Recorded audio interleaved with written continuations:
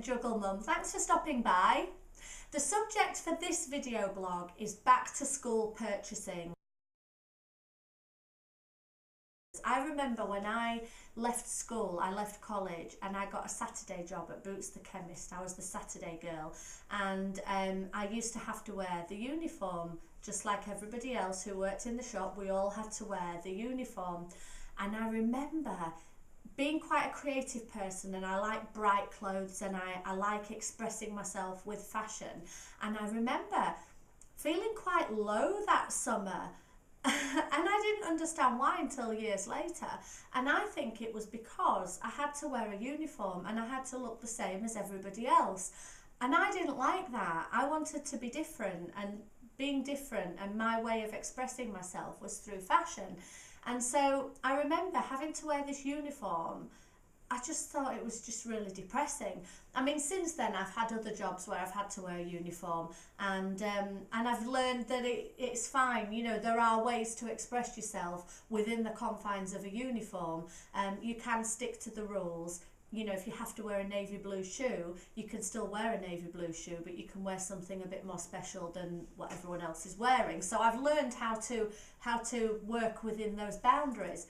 But when I started my daughter at nursery school, the party line was, she doesn't have to wear a uniform. So I decided she's not going to wear a uniform. She's got the rest of her school life to wear one.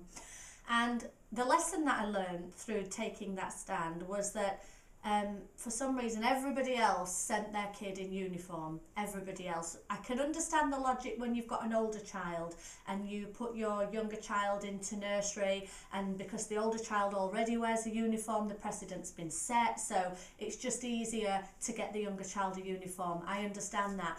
With your first child, it's not necessary, so I didn't think that my daughter should wear a uniform. The only problem was everybody else did. And on the first day of school, nursery school, my child was the only one who didn't have the uniform. And of course, when you're a child, all you want to do is fit in. And I just remember thinking, she wants to, you know, she came home and said, I want the jumper like everybody else. So I had a last minute rush in September, rushing out to all of the school uniform shops to buy up all of the school uniform in age 3 to 4. My daughter's very petite, so she needed a slightly smaller size. And of course, because I'd left it until the start of September, everything was sold out. And I was buying up a skirt here, a top there, whatever I could lay my hands on in the right size. And it was a nightmare trying to piece together a school wardrobe right at the last minute. So nowadays I always work well in advance. I have 2 children now. When my son started nursery last year, I did buy him the full uniform right from the get-go, and because I was organised and because I bought it in advance, I got my hands on everything. You know, I wasn't rushing around trying to fulfill a school wardrobe.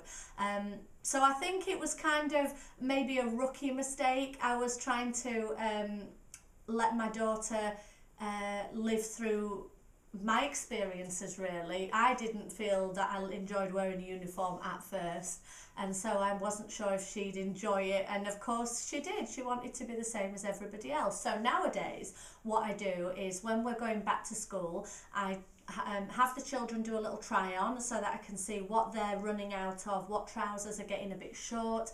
And then when I go out and purchase back to school items, I not only purchase for the size that they are going to be in September, I also purchase the next size up. So my daughter is 8.5 now. She's going to be 9 at Christmas, so she's got things in size 8 to 9, but I've also bought a few items in size 9 to 10 too, because if they have a growth spurt during